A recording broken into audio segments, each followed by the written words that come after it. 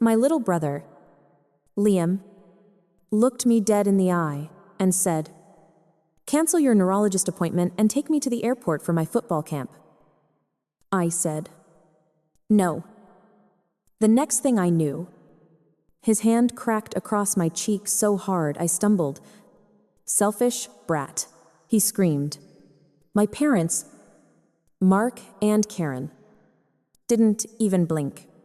Dad just added coldly, "His future matters." Lara, your life never did. So I walked away and they lost everything. Have you ever felt like the invisible one in your own family? Are you the scapegoat? Let me know your story down in the comments. In Austin, Texas, you don't just play football. You are football. And our house was a monument to that religion. My dad, Mark, didn't have a backyard. He had a kingdom for his golden boy, Liam. He'd ripped out every blade of grass, every tree, and replaced it with a 40-yard artificial turf sprint track, complete with stadium-grade floodlights that bleached the entire block white until midnight. That was Liam's kingdom. My room was the suffocating, unfinished attic space above the garage. It always smelled like gasoline and old tires. And in the Texas summer, it was easily 110 degrees. Nights were impossible. I'd lie there, sweating, listening to the thud, thud, thud of Liam throwing footballs into a practice net until 2 in the morning. I was a paramedic. I worked 24-hour shifts, saving other people's lives. While my own family was obsessed with saving Liam's athletic career, I paid for my own paramedic certification. I worked overtime shifts at another precinct just to cover the car insurance Dad refused to keep me on. And even when I was pulling down a full salary, I was still sending money home every single month. Liam needs new supplements. Mom would say, "Liam needs a private quarterback consultant." Dad would announce, that was $500 an hour, $35,000 a year for a QB guru in Houston.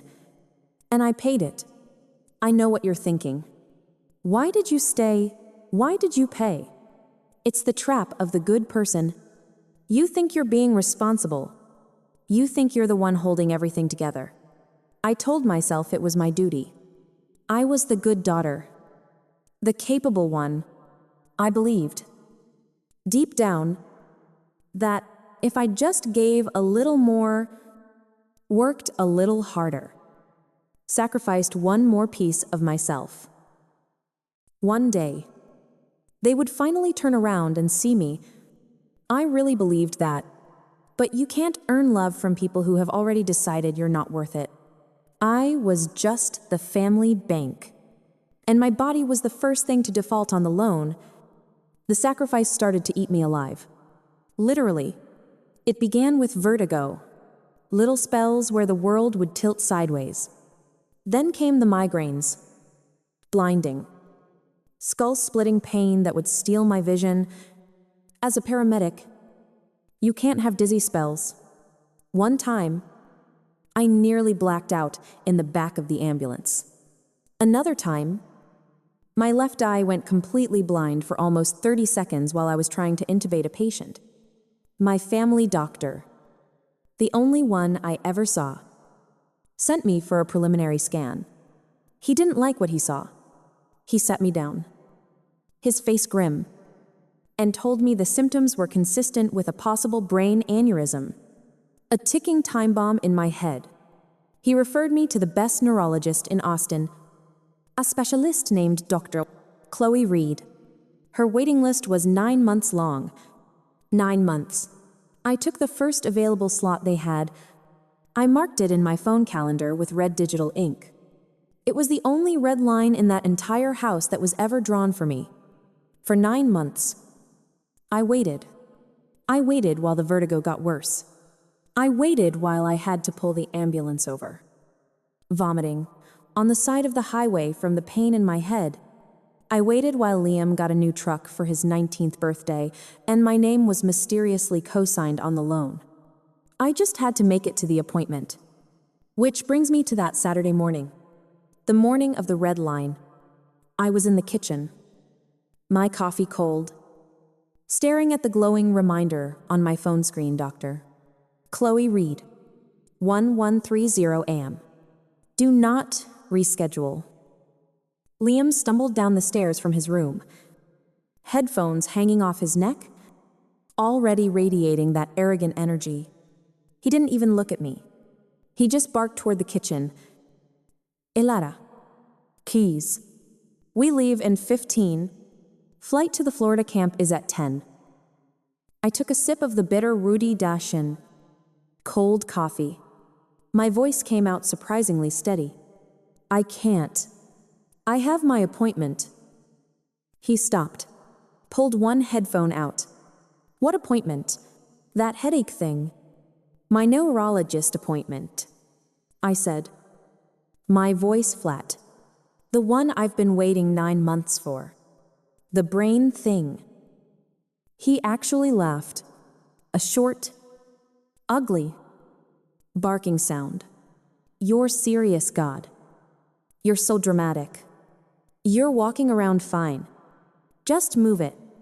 This is the Florida camp. Elara. Every Division 1 scout is going to be there. I'm not moving it. What did you say? I said. No. The air in the room changed. It went from entitled annoyance to something cold and dangerous. He dropped his duffel bag and took 2 steps toward me, crowding me against the counter. It's not a request. He whispered. It's not an option. I said back. They're doing an MRI. They think it's an aneurysm. He rolled his eyes so hard, his whole head went with it. Then I don't care. I am not missing my shot because you're having a headache. He took another step. Give me the keys.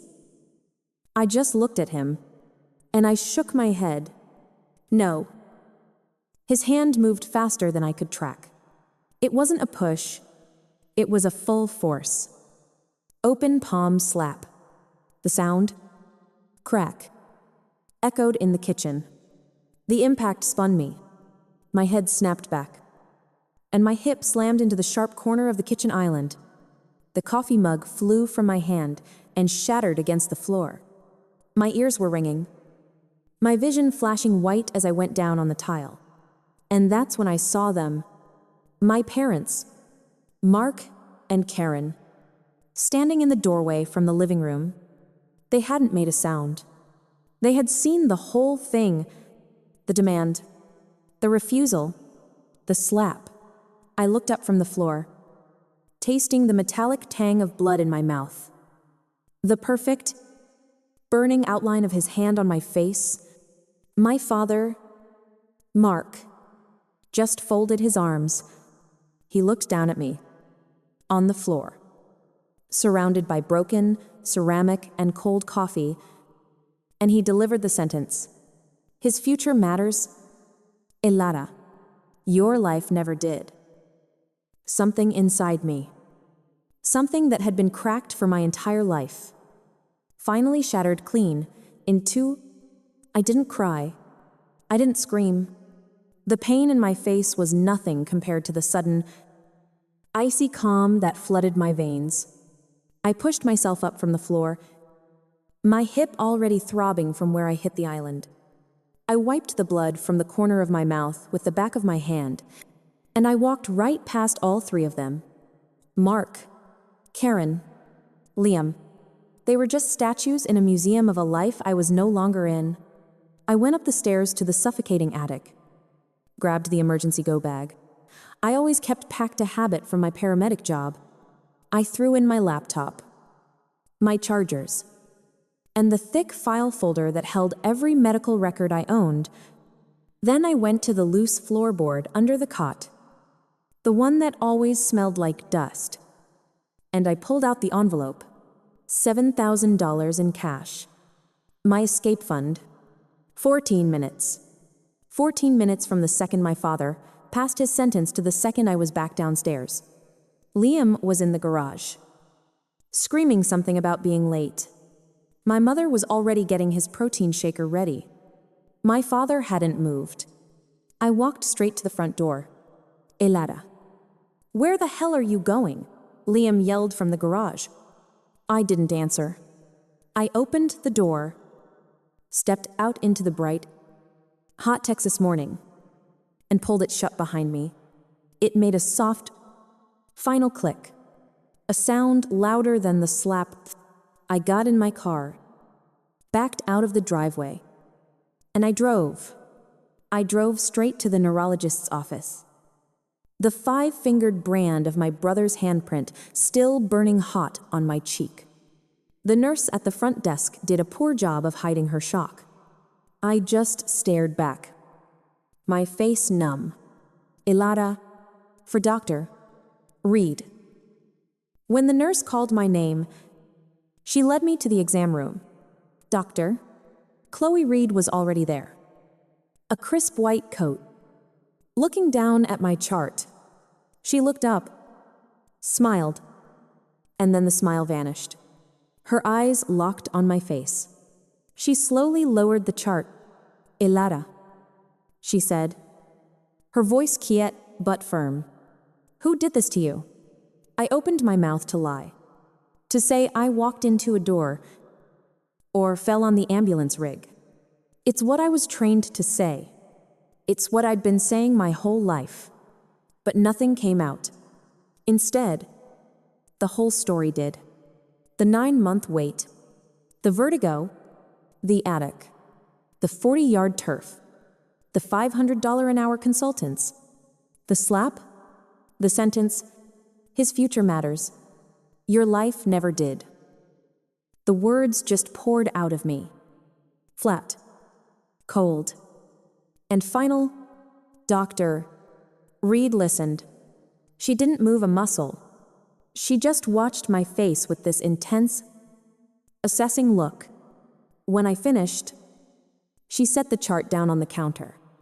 All right, she said. First, we're going to get your MRI. Second, you are not going back to that house. I started to protest. Doctor, I can't. I don't have anywhere. I can't impose. She held up a hand, stopping me cold. Her voice was no longer just kind. It was fierce. This is not a polite offer. Elara, I'm not just being nice. I had a patient last year. Similar story. A concussion from falling down the stairs.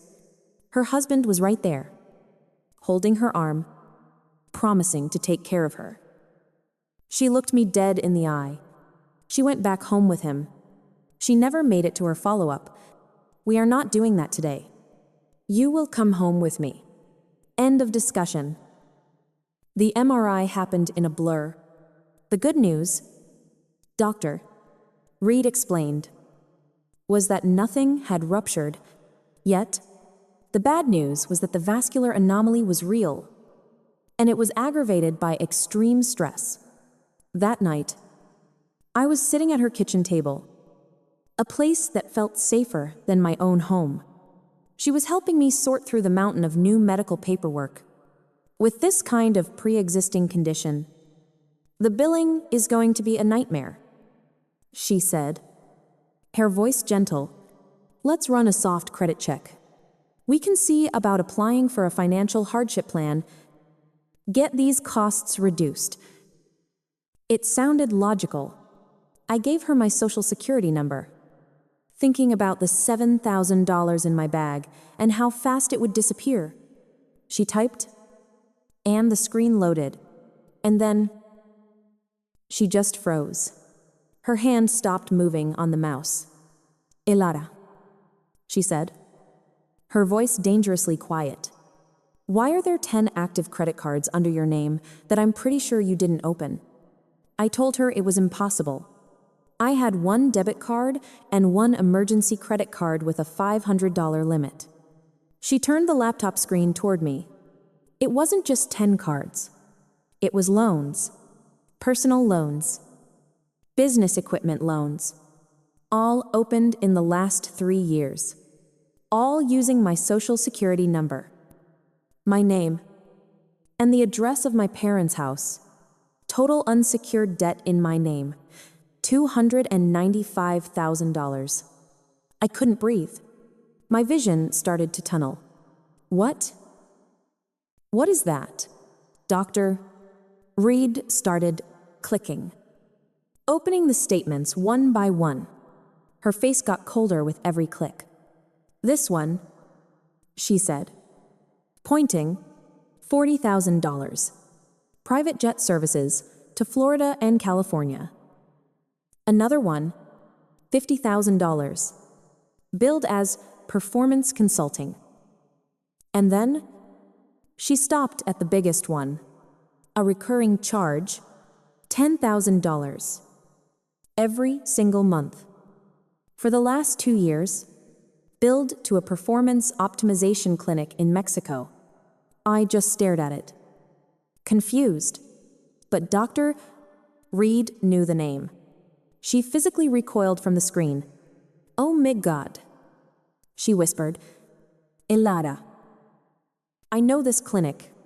I've seen it in medical journals. They're notorious. They're not a clinic. They're a pill mill. They supply HGH, human growth hormone, and illegal peptides to high school and college athletes. It all clicked. The supplements my mom was always buying. Liam's sudden, explosive growth spurt. The 30 pounds of muscle he'd packed on in 1 year. The private jets. The $500 an hour consultants. They hadn't just neglected me. They hadn't just assaulted me. They had actively stolen my future. My name. My financial life. To illegally buy his. I just sat there, in a stranger's warm kitchen, the purple handprint on my face, suddenly, the least of my injuries. The ticking time bomb wasn't just in my head anymore. It was my entire life. And the fuse had just been lit. I was still on Dr. Reed's guest room sofa when the world caught fire. It was 2 weeks after the discovery. My phone, which had been blissfully silent, suddenly started vibrating against the coffee table so hard it sounded like an angry hornet. It didn't stop. It just kept buzzing. A relentless, furious vibration. A friend from my paramedic class sent me a text. Elara. Are you seeing this? She sent me a link to a major sports news network. The headline was Massive NCAA and USA to Conduct Shock Raid on Florida Recruiting Camp. I clicked it. My hands weren't even shaking. The article detailed how NCAA enforcement agents had swept the camp, targeting a handful of high-profile recruits. My brother, Liam, was the first name on the list. They had tested him on the spot. Blood and urine. The results came back in 48 hours. Positive.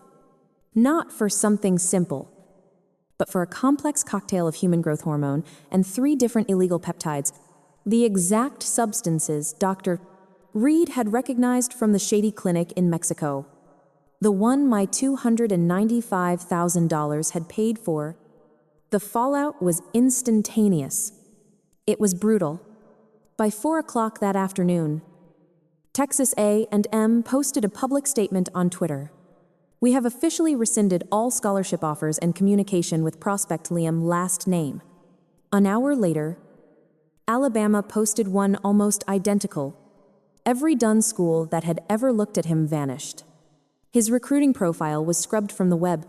His career, the one my entire family had sacrificed my life for, was over. He was 19 years old. And that's when the second wave hit.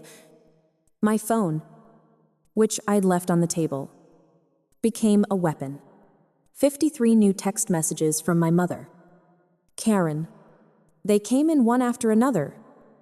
Ping, ping, ping. You did this. How could you? You called them. You, Yelis.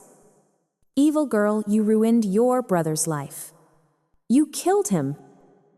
22 missed calls from my father. Mark. He'd left one voicemail. It was 40 seconds long. I put it on speaker. It wasn't words. It was just a raw, guttural scream of pure rage. A wild animal caught in a trap. And then, the texts from Liam, they started with threats. I'm going to kill you. You're dead. Then, as the reality set in, they turned to panicked. Pathetic bargaining. Elara, please, tell them you lied. Tell them it was your stuff. You set me up. I don't care. I'll pay you back. I swear. Elara, please. You're the only one who can fix this. Please answer me. I sat on that sofa, in the quiet, air-conditioned living room of a woman who was still practically a stranger. I read every single message. I listened to the entire 40-second voicemail again. I wasn't sad. I wasn't angry. I wasn't happy. I felt nothing. Just a vast, cold, empty space where a family used to be. The fire had burned everything. And now it was just ash. I picked up the phone. I opened my mother's contact. I pressed block. I opened my father's contact. I pressed block. I opened Liam's, and I pressed block. And for the first time in my life, there was total, complete silence. I handed Julian the 3-inch binder forged credit applications. Jet ein voice. $10,000 monthly payments to a clinic in Mexico. Julian wasn't just any lawyer. He was a federal prosecutor. He read in silence. Then shut the binder. Elara, he said. This isn't family drama. This is wire fraud across state lines, an illegal doping operation. They didn't just steal from you. They committed federal crimes. He didn't call Austin P.D. He called the FBI. A week later, the alert hit my phone. My father, Mark, face down on the hood of his work truck, agents in blue jackets cuffing him. My mother, Karen, arrested the next day in a Whole Foods parking lot. 14 months later, I sat in the back of a federal courtroom. Unseen, Mark, gray and hollow, got 8 years. Karen, weeping, got 5 years probation and home confinement. Liam, still a minor when it began, avoided prison but was banned for life from all organized sports. Then came the forfeiture of the house, the turf field, the stadium lights, the trophies gone. Every symbol of their success auctioned to repay the $295,000 they owed me. As my parents were let out, my mother's eyes found me, pleading. I didn't smile. I didn't nod. I just looked straight through her. A year later, my MRI came back clear. The vascular anomaly, once worsened by years of stress, was stable. My headaches were gone. With the first restitution check, I bought a small 1,940 seconds bungalow in South Austin, a porch, an old oak tree. No floodlights, no noise, just peace. We're taught that blood means loyalty, but it doesn't. Safety is everything. Respect is everything. Peace is everything. I didn't lose a family. I escaped one. Have you ever had to choose yourself? Share your story below.